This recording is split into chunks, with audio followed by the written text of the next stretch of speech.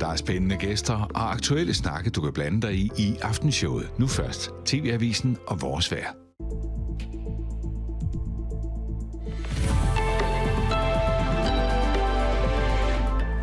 Velkommen til TV-avisen 18:30.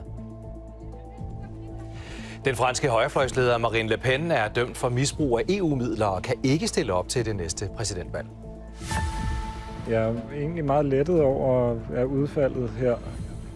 Karl Rosenberg blev ramt af en elcykel i høj fart og invalideret. I dag fik gerningsmanden 3,5 års fængsel. Det gør lidt ondt at tænke på.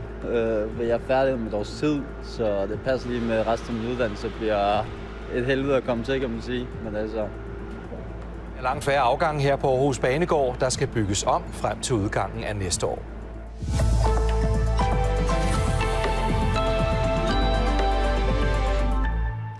I Frankrig er den markante højrefløjsleder Marine Le Pen blevet idømt i alt 4 års fængsel, hvoraf 2 af årene er ubetinget. Så har hun fået 5 års forbud mod at indtage offentlige embeder. Le Pen havde ellers ambitioner om at stille op til det franske præsidentvalg i 2027.